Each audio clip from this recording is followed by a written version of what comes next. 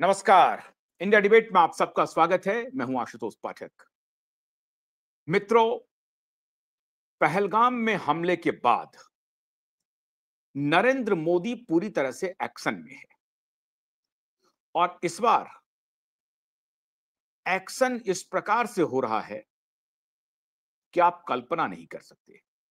हालांकि कुछ जो नैरेटिव चलाने वाले लोग हैं वो नैरेटिव चला रहे हैं, लेकिन बॉलीवुड पर इसकी गाज सबसे अधिक गिरेगी ये किसी ने नहीं सोचा होगा। नरेंद्र मोदी की गाज सबसे ज्यादा अगर गिरेगी कहीं पर तो वो बॉलीवुड होगा, इसकी कल्पना किसी ने नहीं की थी। लेकिन मित्रों, ये होने जा रहा है। कल मैंने आपको ये बताया था कि कैसे world audio video entertainment summit से वेव में कैसे नरेंद्र मोदी ने सलमान खान का चैप्टर क्लोज किया।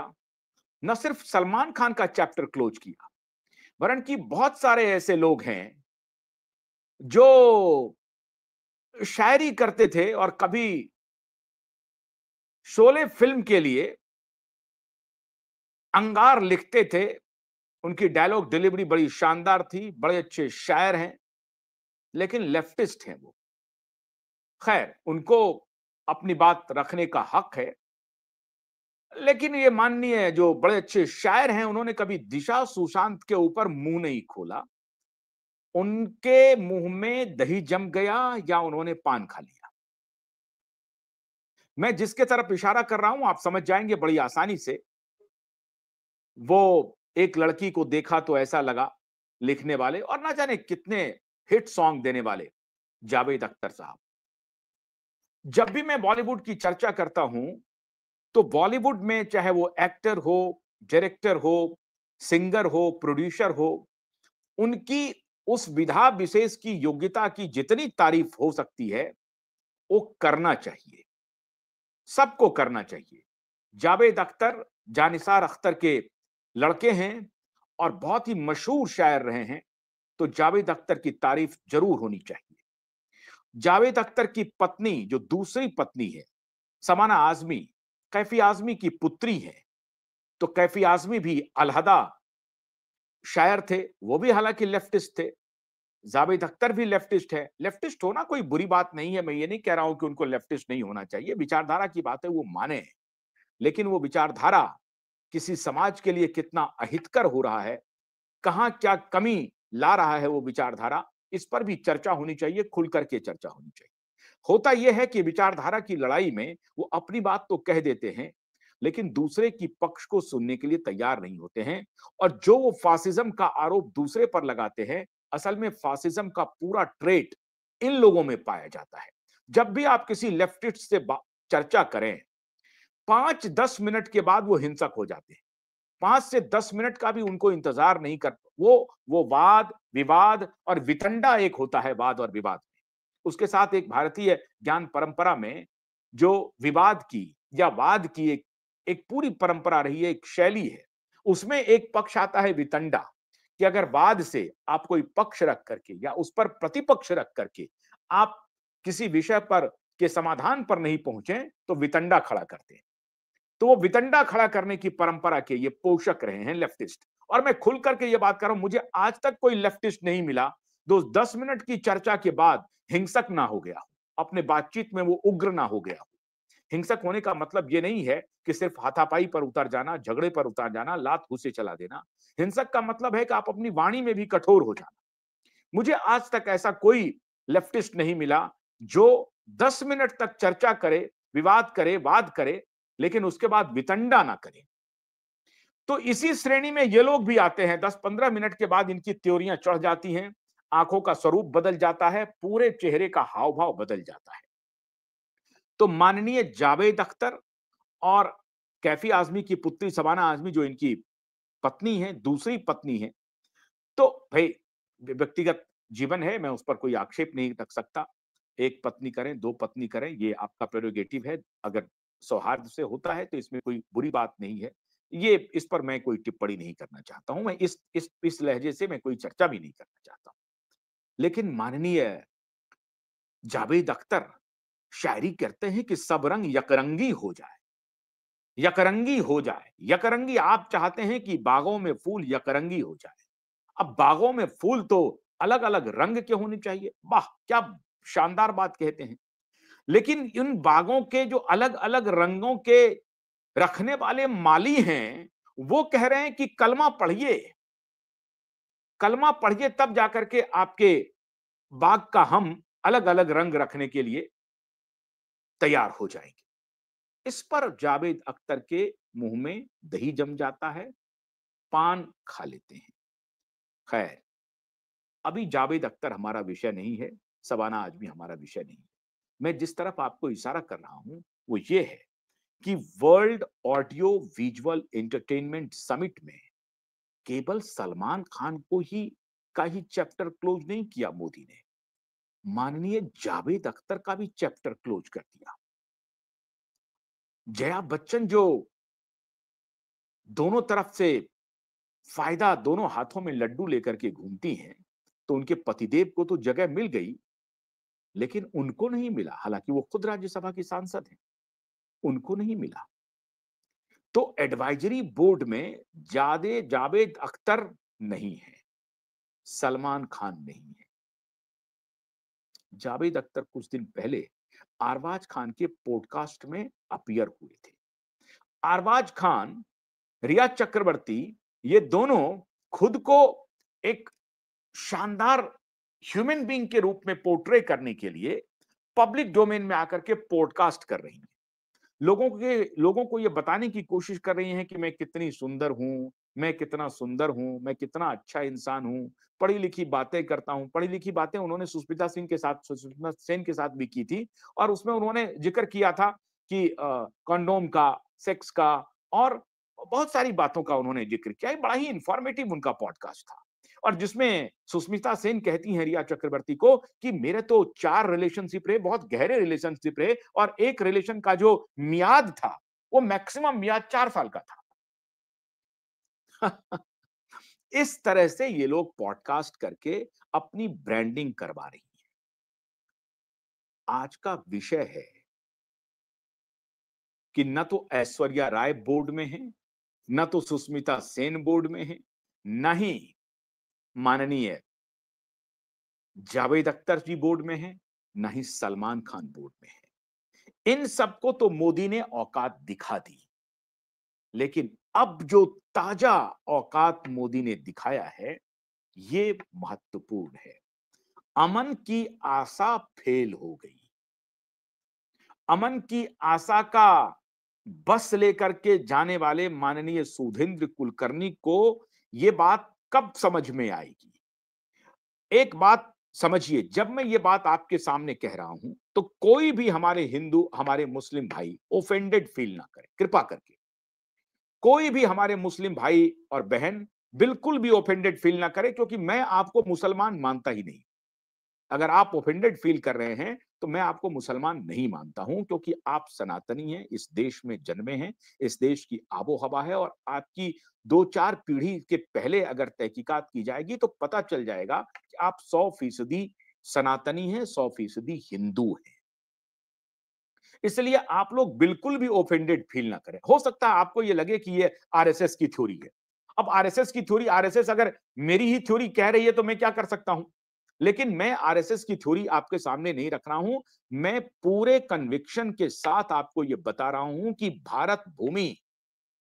भारत भूमि हिमालय से लेकर के दक्षिण में समुद्र के किनारे तक जो भारत भूमि है, उस भारत भूमि में रहने वाला व्यक्ति, महिला और पुरुष दोनों सनातनी हैं। अब इसमें कोई क्रिश्चियन बन जाए, कोई इस्लाम कबूल कर ले, कोई सिख कबूल कर ले, कोई जैन कबूल कर ले, हमारे यहां इसकी स्वतंत्रता है। और सनातन ये कहता है कि आप अपनी कोई भी पद्धति रखना चाहते हैं, रखें, लेकिन लेकिन वो पद्धति आपको ध्यान से समझनी पड़ेगी कि वो एक हिंसक पद्धति को आप अपना अपने अनुष्ठान में शामिल ना करें। अगर आपका धर्म ग्रंथ ये कहता है कि काफिरों को जहां देखो तड़पा तड़पा करके उसकी हत्या करो, तो ये कोई धर्म नहीं हो सकता, ये नहीं हो सकता। इस बात पर हमारे मुसलमान भाई बहनों को विचार करना ही पड़ेगा। अब वो वक्त आ गया है कि आप इसे अंडर द कारपेट रख दें, ये नहीं चलेगा।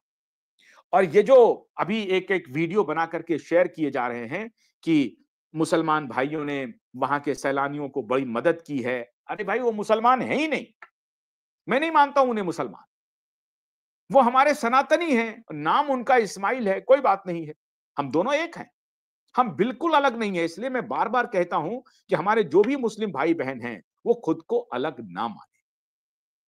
नरेंद्र मोदी ने बॉलीवुड की जो धूर्तता है ना, और इसमें पक्का मान के चलिए ये दिशा सुशांत की आत्मा काम कर रही है।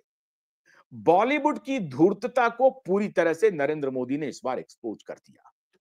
नरेंद्र मोदी ने कहा कि कोई इस पर विचार विमर्श नहीं होगा, पाकिस्तान का कोई भी कलाकार भारत के फायदा उठा करके कमाई कर लेगा और उस कमाई के पैसे से अजहर मसूद को फंडिंग होगी, उस कमाई के पैसे से हाशिम मुनीर को फंडिंग होगी, उस कमाई के पैसे से हमारे 5-6 दिन की शादीशुदा बच्चियों की मांग उजाड़ा जाएगा, ये नहीं चल सकता है।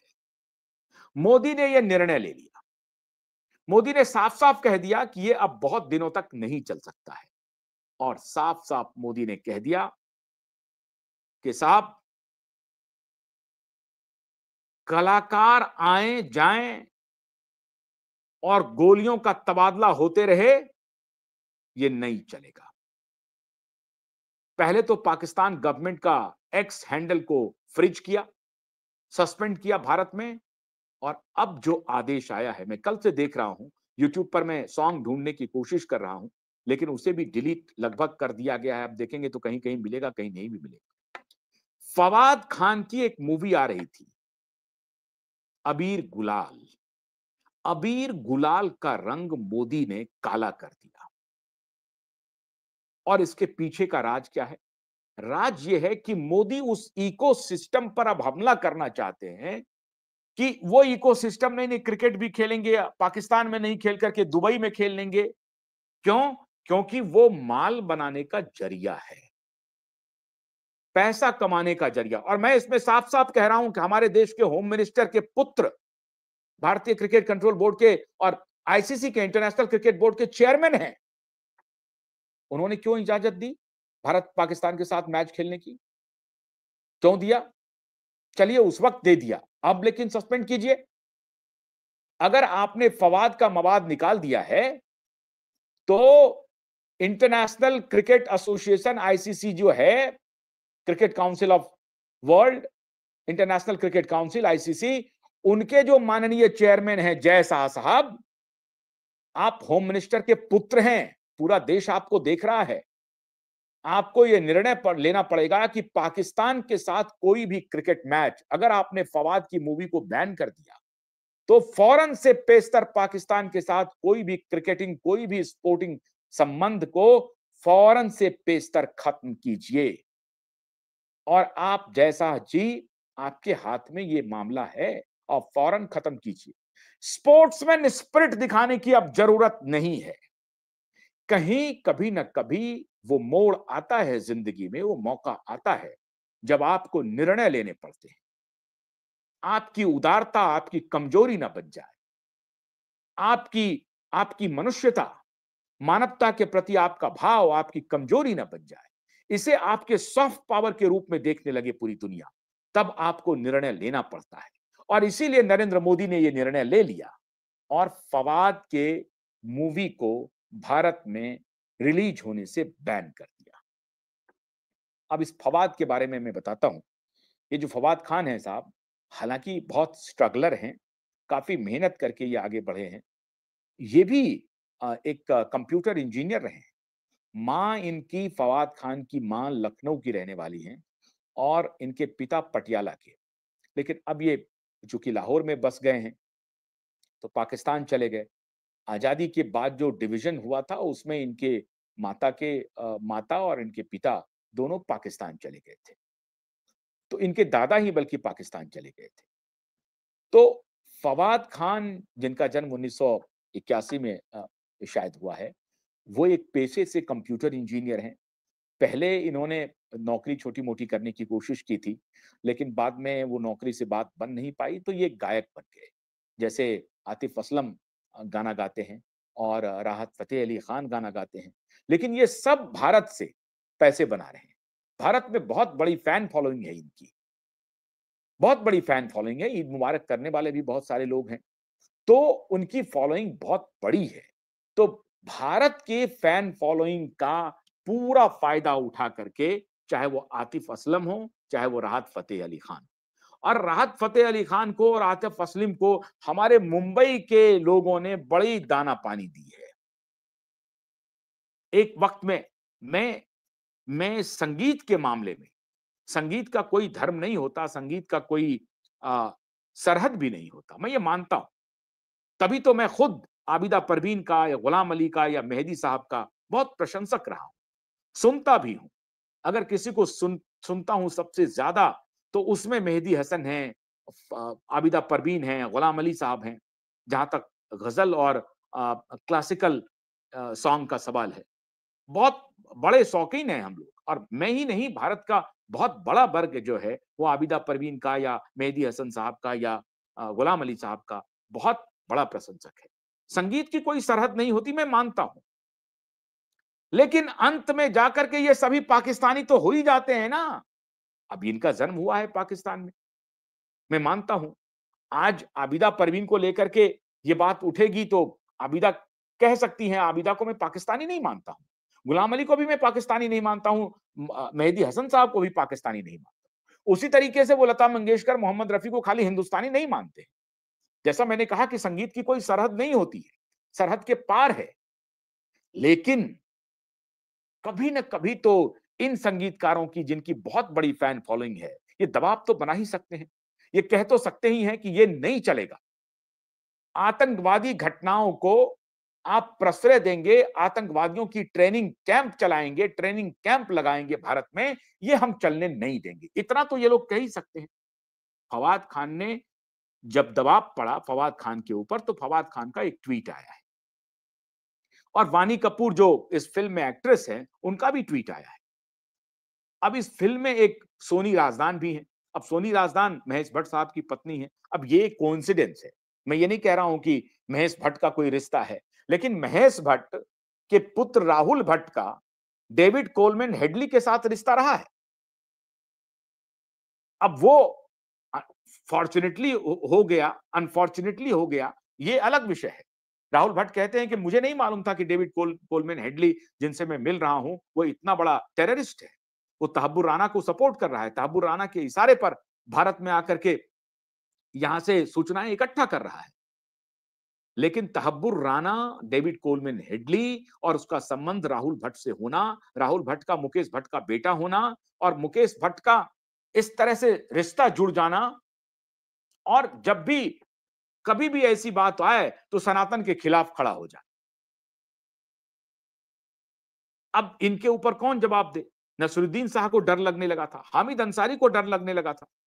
नसरुद्दीन शाह कह रहे हैं कि भारत में डर लग रहा है, जिन्होंने शादी की है हिंदू से। अच्छा, इनका एक खास तरह का एजेंडा होता है। एक अलतकिया एक बड़ा ही मशहूर ये है कि जब आप माइनॉरिटी में रहें तो आप भाईचारा की बात करने लगें और जब मेजॉरिटी में आ जाएं तो कत्ल कर दें, ये फैक्ट है। ये हमारे सभी मुस्लिम भाई बहनों को ध्यान में रखना पड़ेगा। उनको ये बात अपने अपने समाज में कहना पड़ेगा और उनको अब तो ये बात उनको कहनी चाहिए कि हम मुसलमान हैं ही नहीं। भारत में कोई मुसलमान नहीं है। भारत में सबके सब सनातनी। आप पूजा पद्धति करते हैं तो करिए, लेकिन उनकी जो गड़बड़ियां हैं उसको छोड़िए। अब ये भारत में कैंपेन शुरू होने वाला है। नरेंद्र मोदी का फवाद के ऊपर एक्शन कोई छोटी घटना नहीं है। पहलगाम में अगर ये घटना हो रही है और अब ये चलना शुरू हो जाएगा कि पॉलिटिकल फायदे के लिए इसका इस्तेमाल होगा, इसका इस्तेमाल होगा, ये नैरेटिव बहुत दिनों से इन लोगों ने चलाया हुआ है कि मोदी राजनीतिक लाभ लेना चाहते हैं, हर चीज का राजनीतिक लाभ लेना चाहते हैं। पुलवामा के ऊपर भी इन्होंने कहा कि राजनीतिक लाभ लिया गया। देखिए, अगर राजनीतिक लाभ लिया गया तो उसका पुरजोर विरोध होना चाहिए, और अगर इस घटना का भी राजनीतिक लाभ लिए जाने की कोशिश की गई मोदी के द्वारा, तो पूरा देश मोदी की खिलाफत करेगा। लेकिन सवाल है कि इस आधार पर कि मोदी कोई एक्शन न करे, ये राजनीतिक लाभ ले रहे हैं, ये कौन तय करेगा? ये तय कौन करेगा? हां, एक सवाल जरूर है कि सिक्योरिटी लैप्स हुआ है, इंटेलिजेंस फेल्योर हुआ है। इतना बड़ा पहलगाम का जो टूरिस्ट प्लेस है, उस टूरिस्ट प्लेस पे एक भी सिपाही नहीं है, एक भी सिक्योरिटी गार्ड नहीं है वहां पे, सिक्योरिटी का कोई बंदोबस्त नहीं है। इसका मतलब आप समझ गए थे कि रामराज्य आ गया है वहां पे। नहीं आया है रामराज्य। कश्मीर निशाने पर है अंतरराष्ट्रीय माफियाओं के, अंतरराष्ट्रीय टेरर कैंप के। तो फिर ये इंटेलिजेंस फेल्योर हुआ कैसे? ये सवाल तो बिल्कुल बनेगा। और इस बार भी जैसे पुलवामा के ऊपर जो कुछ भी हुआ, किसी पर कोई कार्रवाई नहीं हुई, एक इंस्पेक्टर भी सस्पेंड नहीं हुआ। माननीय मोदी जी, ये सवाल तो पूछेगा देश आपसे। मैं आपका समर्थन कर रहा हूं, लेकिन यह सवाल देश आपसे पूछेगा कि क्यों नहीं पुलवामा में जो जिम्मेदार थे उनके खिलाफ कार्रवाई क्या हुई? ये देश जानना चाहता है। किसी के खिलाफ कोई कार्रवाई नहीं हुई। आज अगर सिक्योरिटी ब्रीच हुआ है तो आपने क्या पनिशमेंट दिया है उन उन इंटेलिजेंस ऑफिसर्स को, या इंटेलिजेंस इनपुट था? कोई एक्शन नहीं। जिस किसी ने भी एक्शन नहीं किया है, जिस किसी का भी फेल्योर है, भारत सरकार को यह जिम्मेदारी लेनी पड़ेगी और भारत सरकार को यह इंश्योर करना पड़ेगा अपनी देश की जनता को कि हम आपकी सिक्योरिटी से नहीं खेल सकते हैं। आपकी सुरक्षा का काम हमारी जिम्मेदारी है। लेकिन यह सवाल उतनी ही मजबूती से क्यूबाइड नेटवर्क पूछ रहा है। साथ ही साथ यह भी कह रहा है कि यह जो नैरेटिव बॉलीवुड बनाता रहा है हिंदुओं के खिलाफ खास तौर से, और पाकिस्तानी कलाकार आकर के मुंबई से पैसे तहसील के ले जा रहे हैं और उसके बाद अजहर मसूद को फीडिंग हो रही है, और हासिम मुनीर जैसा सेना अध्यक्ष जो है वो कह रहा है कि भारत पाकिस्तान दो देश हैं, दो फिलॉसफी हैं, हिंदू और मुसलमान दो फिलॉसफी हैं, दो देश हैं, ये मुनीर कह रहा है खुलेआम। इसीलिए अगर प्रधानमंत्री ने फवाद खान के ऊपर बंदिश लगा दी, फवाद खान की मूवी के ऊपर, तो मैं समझता हूं ठीक किया है, ठीक किया है। फवाद को यह बात अपने सरकार को बोलनी पड़ेगी पाकिस्तान में कि साहब हमारा रोजी रोटी पर लात मर रहा है, आप दबाव बनाइए। अभी तो अभी तो नदियों का पानी रोका गया है, बहुत कुछ रोका जाना है, बहुत निर्णय होने वाले हैं। पाकिस्तान के कलाकार के लिए मुंबई हॉलीवुड से कम नहीं था मित्रों, और अगर यह रवैया रहा तो कमर टूट जाएगी पाकिस्तानी इंटरटेनमेंट इंडस्ट्री की, पूरी तरह से कमर टूट जाएगी। एक तो ना तो उनके पास संसाधन है, ना ही उनके पास कोई दर्शक वर्ग है उस तरह से, वहां अशांति है, पाकिस्तान खुद जल रहा है, बलूच अलग जल रहा है, सिंध अलग जल रहा है, अफगान अफगान का टेररिस्ट अलग इनके ऊपर अटैक कर रहा है। तो जो उन्होंने बोया है, बोए पेड़ बबूल के आम कहां से पाए? तो आपने तो बबूल का पेड़ बोया हुआ है, तो कांटे ही कांटे मिलेंगे आपको। तो पाकिस्तान पूरी तरह से डिस्टेबलाइज है। ऐसे डिस्टेबलाइजेशन के दौर में पाकिस्तान को लग रहा है कि कोई रास्ता ढूंढ लो भारत के साथ वॉर करने का, और इसमें कहीं ना कहीं चाइना का समर्थन भी उन्हें बैकएंड से मिलता हुआ प्रतीत हो रहा है। एक और मैं यहां पर इशारा करना चाहूंगा, माननीय मोदी जी से एक बहुत बड़ी गलती हुई है, इस पर मैं डिटेल स्टोरी कभी बनाऊंगा। माननीय मोदी जी लेफ्ट इकोसिस्टम के चैंपियन बिल गेट्स, सोरोस का स्टूज, सोरोस का पार्टनर, उसके साथ आपने जो रिश्ते को एडवांस कर लिया, वो बहुत डिप्लोमेटिकली बहुत बड़ी गलती हुई है आपसे, बहुत बड़ी गलती हुई। आपको याद होगा मित्रों कि एलन मस्क का मई 2000 इसी अप्रैल महीने में 2024 में एलन मस्क का दौरा निश्चित हो गया था भारत आने का। लेकिन एलन मस्क ने उस दौरे को कैंसिल कर दिया। क्यों? क्योंकि एलन मस्क को पुख्ता जानकारी मिली कि बिल गेट्स के दलाल भारत सरकार में पूरी तरह से पेनिट्रेट कर चुके हैं। चाहे वो हेल्थ केयर हो, एजुकेशन हो, रक्षा क्षेत्र हो, फाइनेंस हो, सब जगह बिल गेट्स का दलाल घुसा हुआ है। और ये दलाल और कोई नहीं है, भारत के ब्यूरोक्रेट्स हैं, भारत के टेक्नोक्रेट्स हैं, भारत के नकली रिसर्च साइंटिस्ट और डॉक्टर्स हैं, जिनको पीछे से फंड कर रहा है सोरोस। लेकिन भारत सरकार के लोग और भारतीय जनता पार्टी के लोग सोरोस को तो गाली देते हैं, लेकिन सोरोस के हमनवा, सोरोस के हमसफर, सोरोस के जिगरी दोस्त बिल गेट्स को कुछ नहीं कहते। और क्यूआई नेटवर्क लगातार भारत सरकार को लगातार इस बात की सूचना देता रहा है कि आप जिनके हाथों खेल रहे हैं, ये आपके लिए नुकसानदेह होने वाला है। लगातार भारत सरकार को संदेश पहुंचाने की कोशिश करता रहा, कोविड के जमाने से किया, लेकिन भारत सरकार को कुछ समझ में आई नहीं, क्योंकि दलालों से घिरी हुई है, दलालों से घिरी हुई है। आज भी एनके अरोड़ा वहां पर मौजूद है, जिस एनके अरोड़ा ने बच्चों के वैक्सीनेशन के लिए हरी झंडी दिलवाई थी, और हमारे प्रधानमंत्री ने पार्लियामेंट में खड़े होकर के बच्चों को वैक्सीन लगवाना शुरू कर दिया था। क्या कहा जाए, किसको कहें? क्यूबाइब नेटवर्क सनातनी प्रधानमंत्री को बार बार अपने तरीके से आंखें खोलने के लिए कह रहा था, नहीं खोला। और आज मुझे शक है कि ट्रंप उस मजबूती से आपके साथ खड़े होंगे, मुझे शक है। और वो शक इसलिए है, मैं बहुत बड़ी बात बोल रहा हूं प्रधानमंत्री जी, मैं बहुत बड़ी बात बोल रहा हूं। फवाद का मवाद तो निकल गया, लेकिन मैं आपको एक बहुत गंभीर बात बोलने जा रहा हूं।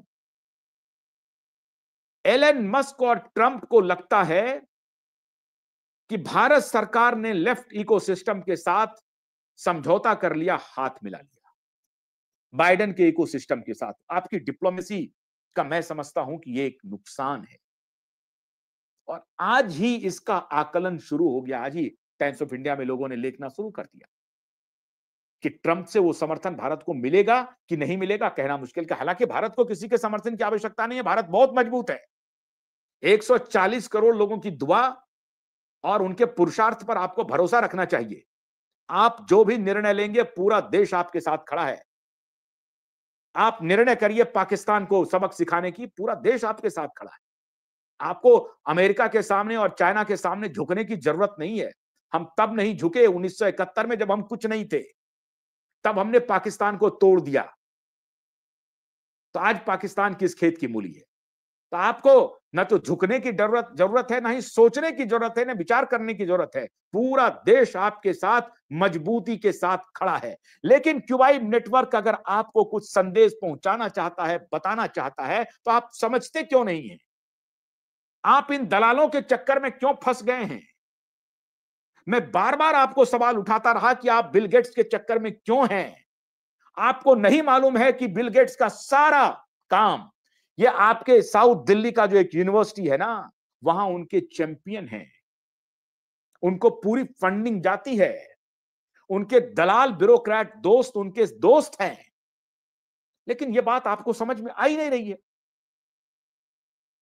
कैसे बिल गेट्स खगड़िया पहुंच जाता है, बिहार में एक बेहद अंडर डेवलप्ड डिस्ट्रिक्ट में पहुंच जाता है, वहां स्कूलों में बच्चों को किताबें बंटवाने लगता है। आपको यह बात समझ नहीं आ रही है? क्या आपको इस बात की जानकारी नहीं है कि बिल गेट्स की बिल के ऑर्गेनाइजेशन ने और मर्क कंपनी ने 2009 में क्या किया था? नहीं मालूम है आपको? आंध्र प्रदेश में कितने बच्चियों की जान गई थी, आपको नहीं मालूम है? पार्लियामेंट्री कमेटी गई थी, उसकी रिपोर्ट थी। ये मेरी रिपोर्ट नहीं थी, आपके पार्लियामेंट्री कमेटी की रिपोर्ट थी कि इसके ऑर्गेनाइजेशन ने क्या कृत्य किया है। फिर भी आप इनके साथ दोस्ती गांठे हुए हैं। ये आपके सीरम इंस्टीट्यूट में फाइनेंसर है, आपके भारत बायोटेक में ये फाइनेंसर है, आपके पूरे हेल्थ केयर को इसने कब्जा कर रखा है। लेकिन आप मानने के लिए तैयार नहीं है प्रधानमंत्री जी हमारी बात।